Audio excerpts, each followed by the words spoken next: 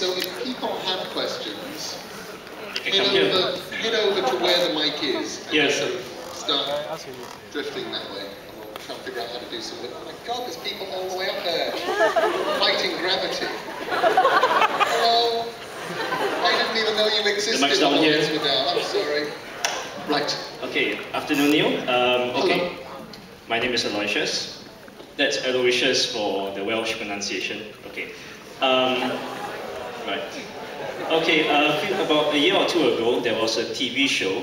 A debate went on about the role of blogging and whether it was superseding journalism as a form of communicating news.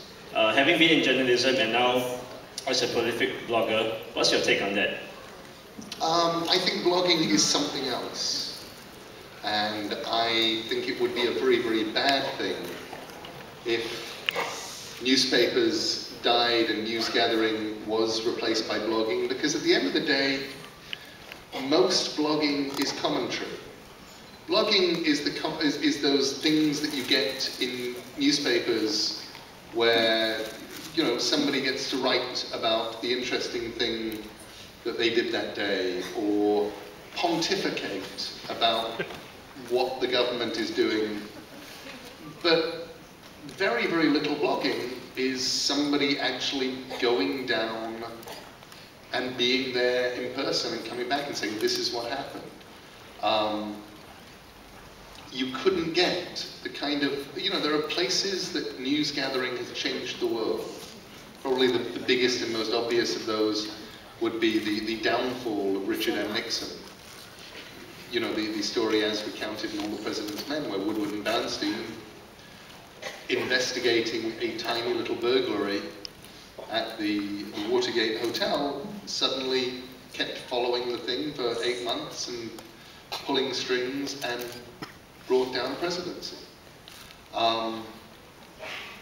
I don't see any bloggers who have the resources to do that. And nor do I think that that's what blogging is designed to do. I think blogging is an amazing communications tool. And it's an amazing way of pointing people at things that are going on. But really, you don't read a blogger to find... You may read a blogger for breaking news, but that will be because that's somebody who's pointing at the links where the news is breaking and letting you know what's happening and what they think about it. So that's what I think.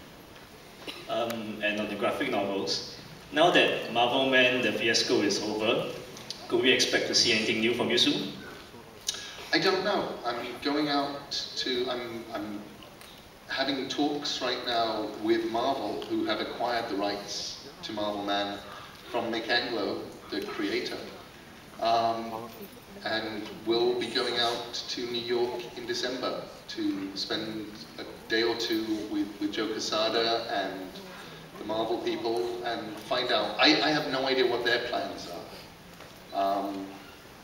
But I really want to know and would love to find out if the story that I started telling 22 years ago and stopped telling 16 years ago is ever going to get finished. I would love, I mean, you know, there's one finished episode that nobody's ever seen. Miracle Man 25 is all finished and lettered and is currently in Mark Buckingham's basement. I'd love to bring that out, and I'd love to finish the story I started. So we'll find out. Thank you. Okay, can we have a question over there? Hi Neil, thank you for writing. My name is Piao Yong. One of my favorite anecdotes involve two of my favorite comic book creators, yourself and Alan Moore. Could you tell us how you came to be known as Scary Trousers? Okay.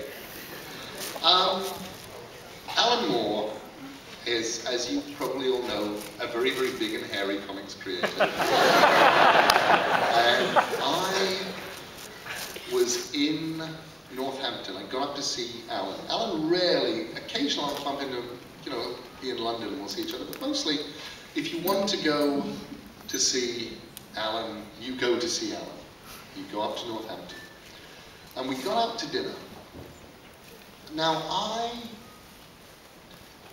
have two different kinds of reaction to blood and gore and human innards and things like that.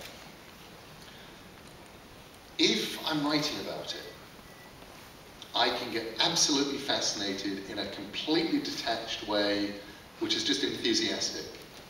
I remember calling my doctor and saying, I really need to talk to like who does autopsies, what happens? And he said, oh, I did autopsies for years. I said, great, talk me through them. And we're having this wonderful conversation, because I'm writing American Gods and I need somebody to take somebody apart. And so I'm learning all about, saying, put this into the bucket, this you put on one side, and then he's going on, okay, and then you put everything back in the same order that you took them out. And I said, why is it the same order? He said, well, if you try and change it, they won't fit. Okay, when exactly do the kidneys come out? I go, okay, good, we put that in the bucket. And what if it's really rotted down? Okay, good. So if I'm going to be using it, I am completely not squeamish. But I do have my squeamish side. And sometimes it takes me by surprise. I remember 20-something years ago when my daughter, Holly, my wife, my ex-wife Mary, was pregnant with Holly, very pregnant. So we went down to pregnancy lesson sort of thing, where a nice lady shows you, has a dummy of a baby and a dummy of a human pelvis, and you say, it's from here, and this and that and the other. And then sometimes, of course, it can get stuck here, and she's pulling at it, and this plastic baby's head fell off. And on the one hand, it's just a plastic pelvis and a baby who's, and actually, the head was not meant to fall off. It was not like detachable head. This was pulling at it through the, we've got these forceps, and bonk, the head comes out. Not what's meant to happen. And I headed off to the, I said,